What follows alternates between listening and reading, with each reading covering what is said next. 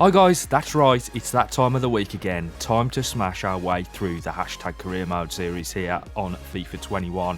And in this episode we're going to make our way through October, and there'll be plenty of challenges along the way as we play teams that are ahead of us in the league.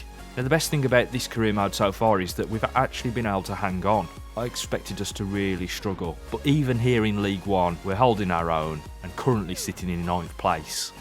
Maybe even eyeing a playoff spot come the end of the season. So if you're going to enjoy this video, don't forget to smash that like button, and if you're new around here, subscribe to the channel. We've obviously got the Career Mode series here that we're working on at the moment, but I do have another series that I'm fleshing out that I'm expecting to drop in the next few weeks. But without any further delay, let's get into the episode, as the first game we are going to face off against MK Dons. And the Dons are actually making more of a meal of it than we are, currently struggling down in 17th place. With that in mind, we got into them early in this one. Smelling blood, Karamoko tears inside, lays the ball off to Shinny, who prods it through to Smithy. An awesome turn in the box to send the defender to the shops, and just like that, it's 1-0 to the Tags.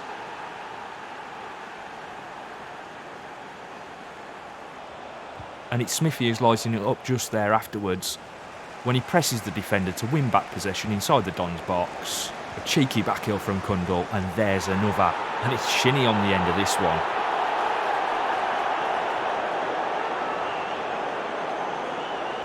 Got to see that backheel again. Mwah.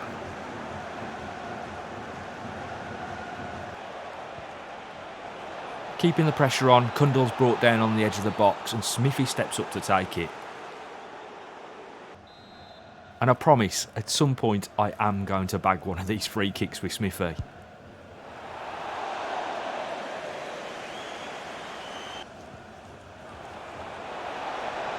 Toby Aramalaran's been quiet of late, but this is a lovely ball across field to pick out Karamoko. But it's a great save from the MK Dons keeper to keep it at 2-0. Into the second half we go, and we can really start to see a relationship building between Kundal and Smith. Some great play between the pair to make it 3, and we are cruising.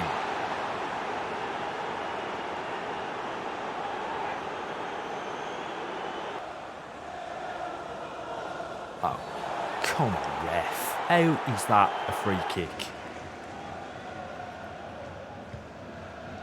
And yeah, of course they're going to score from it. There goes the clean sheet, lads. But you have to say, it is a great header from Nombe. There's going to be absolutely no getting back into this for the Dons though, as we slap them a bit harder with 10 minutes to go. Kundal picking up his brace with a great first touch, which makes that finish that little bit easier. On to the next one then, lads. And it's EFL trophy action up next, so time to rotate the squad. And it's yet another game where we get off to a flyer. Lana setting Probert away, who squares it to Hilton, who was arriving in the middle to make it 1-0.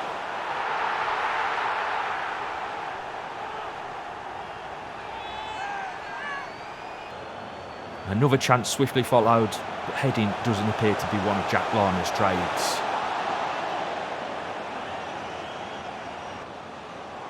Some poor defending here from Harrison gives the Doncaster striker the space he needs, and Hargest didn't stand a chance.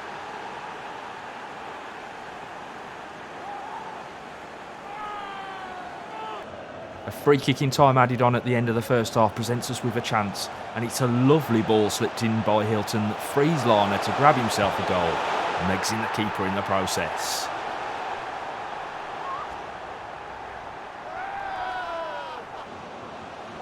Into the second half, and Donny haven't rolled over just yet though. An awesome volley from Williams draws them level. Man, this game just doesn't want to go to bed.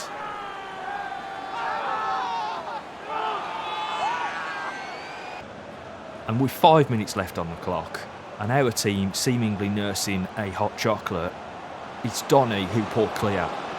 Yet more shoddy defending from Harrison, although it must be said he is now 36 overall and retiring at the end of the season, so we've clearly already seen him at his best. Not really the result I expected when we went into the break 2-0 up, but that is football, and not so galling when you're playing against an AI that actually plays the game and can attack and defend. Big props as usual to Paul V2K4 for his gameplay mod. It has completely changed the way that FIFA plays this year. Totally for the better. Back into league action next, and people are starting to take note of George Smith as he is vying for the golden boot this season, having already scored 6. But it's Salford up next for us, and they're flying high up in second place. This is going to be a massive challenge.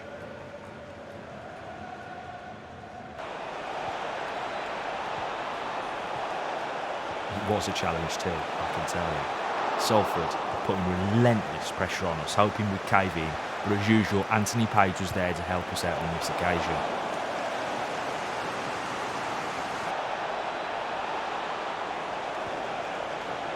Just a few minutes later, we're saved by the woodwork. We just can't get possession in the midfield for some reason, and when we do, we misplace our passes far too easily. Having held firm, we do make a chance in the second half. Those Karamoko whips in across, and Aaron Malaran comes within a whisker of the first goal of the game. And talking about that first goal of the game, Hewitt loses his man here, and Salford help themselves to a headed finish.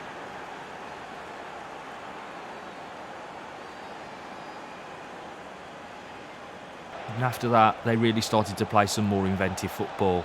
And once again, we're calling on Page to make another save. For a sub-50 rated player, he really is an amazing goalkeeper.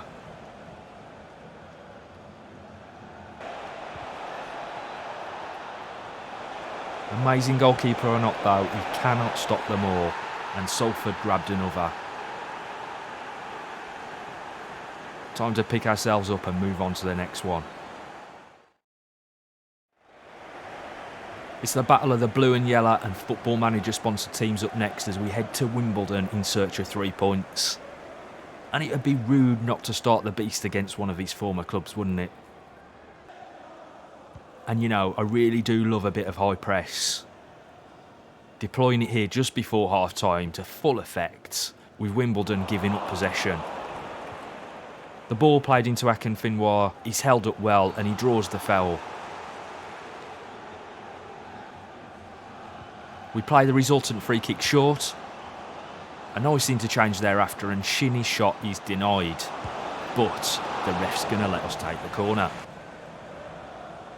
Watch out for the beast. He's lurking in the middle. Told ya. Yes, tags. Killer blow right on the cusp of half time.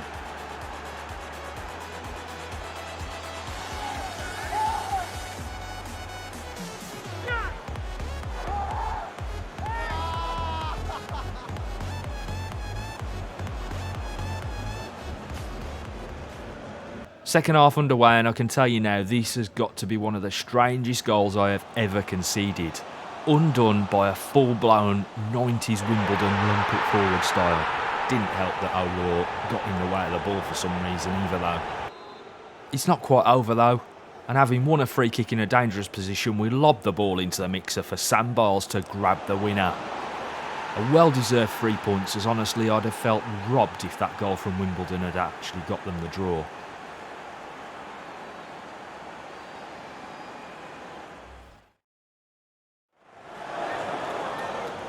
It's Blackpool up next, and I think the boys thought that that meant we were off to the seaside to build sandcastles, as they certainly didn't want to play any football.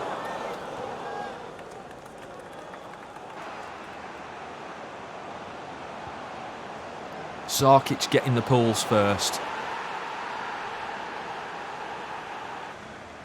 Followed up by a good piece of play in the second half to make it 2-0.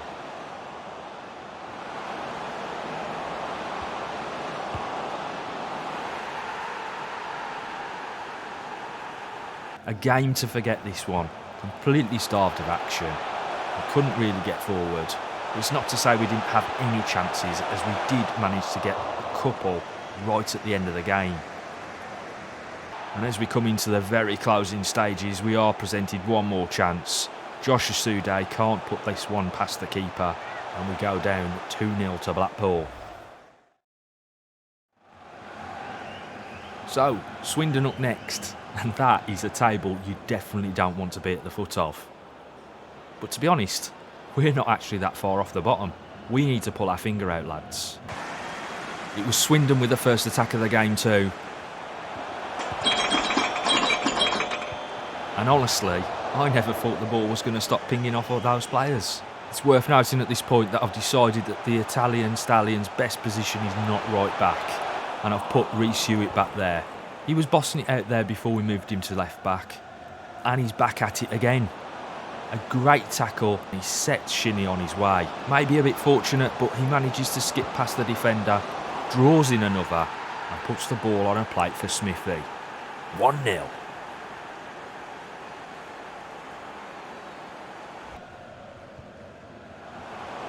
Shinnie links up with the Archer just before the break too, but his shot goes just wide of the mark. Into the second half then, and Swindon start to apply some pressure, but as usual Ando is there to mop up, passes the ball off to Shinnie, and he delivers a wonderful ball out to Karamoko. He uses his devastating pace but smashes it against the woodwork. Another piece of astounding defensive work here by Ando to make life difficult for the opposition. And then he helps turn defence into attack, linking up with Smith, who does well to pick a pass and find Kundal. Some clever footwork on the edge of the box from him, and he draws a save from the Swindon keeper. Last attack of the game is a bit of deja vu. Shinnie once again finding the ball out to Karamoko, and once again he's firing blanks. We really do need to start scoring some of these boys. Right, here we go then. Big cup action for us up next as we host Arsenal in the Carabao Cup. And I've got to be honest, it's absolute calamity early doors as Sam Biles panics when he's pressed from the short goal kick. Willian pounces and Oswald Dean Alto makes it 1-0 to Arsenal. It's another fairly simple move for the Gunners that sets them on the way towards the second goal too. With Biles having been drawn out of position, having committed the foul, it gives Guendouzi the space to run into. Willian drags Aurora away before darting back across the box to receive the ball and make it 2 to the Gunners. It's going to be an uphill battle from here, but it's much of my own making. I haven't played in the usual manner. I've been very standoffish and not attacked the ball in the way we usually do, giving Arsenal far too much respect. Some great hold-up play by Adebayo, and he feeds the ball back into Probert's feet. He's still got it all to do until you see that turn. Sets him up lovely for an absolutely wonderful strike too. Making it 2-1, and suddenly we might be back in this. Into the second half, and it's Arsenal who get the first real opening as they try to shift our defenders around to open up space. This time though, it's Guendouzi coming through and pulling the trigger. And well, he isn't known for his shooting ability, is he? 20 minutes to go, and it's about time we got back into this. This time, Probert and Akinfinwa reversing roles, with Probert fizzing the ball into the beast, making a cute turn to open up the chance for the finish.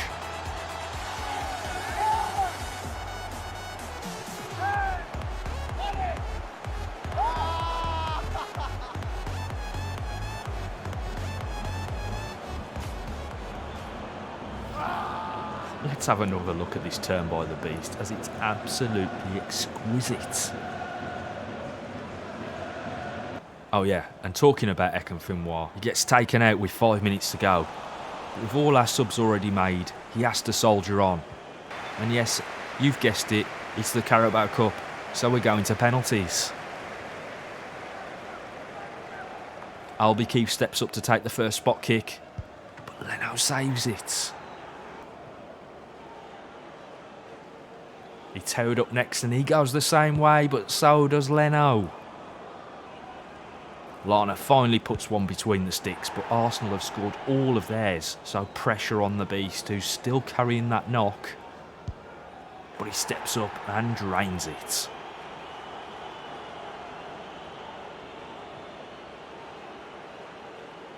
Pressure on though, as all Guendouzi needs to do is convert this and Arsenal go through.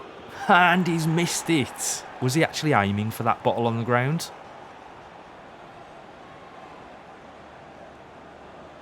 Okay then. Pressure on the young shoulders. Dara Burns steps up. And he hits the woodwork. That's it. We're out of the Carabao Cup, lads.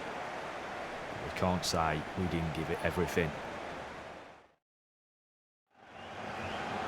Here we go then. Last game of the episode, and it's Shrewsbury visiting the Len Salmon Stadium. Smithy marked out as the man to watch, even though our opposition has the actual top scorer at the moment, which just goes to show how well George is playing right now. And right on cue too, as Aaron Malaran cutting inside delivers an incisive ball to Smith's feet, and he bags his 8th for the season. Yes, Smith. That takes him back to the top of the pile with Udo. Here we go, had to show this mega ball here from Goulburn. Because had the striker's touch been better than a baby Rhinos, he'd surely have made it 1-1. Nice turn by Cundall here on the edge of the box, but he's brought down and the defender gets a card for his troubles. And I must say at this point, I'm also using Jay Sensolo's extra cards mod to complement Paul's mod, as otherwise the ref just never goes to his pocket.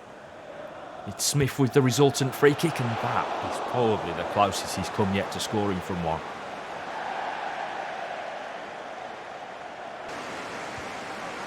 And here we go into the second half, and that is a bad challenge from Goss. And the ref is reaching for his pocket. That is his second booking of the game, and you definitely wouldn't see that in vanilla FIFA.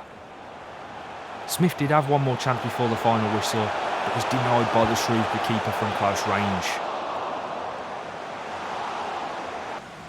But even with a man down, the Shrews put up a very good fight and nearly grabbed an equaliser with the last touch of the game.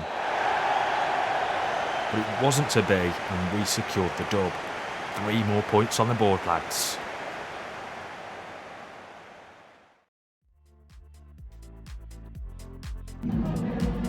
Just a couple of questions. So there we go, another month of football in the bag for the Tags, and some good results in the league that sees us on 29 points and holding down a playoff place.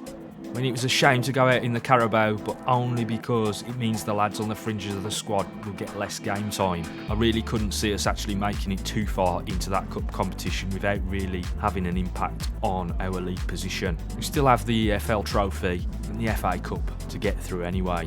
But anyway guys, there we go, another one in the bag. Thanks for watching. I hope you've enjoyed this episode, and if you did, smash that like button, subscribe if you're new, but most importantly of all, don't forget to hashtag it. No further questions, thank you.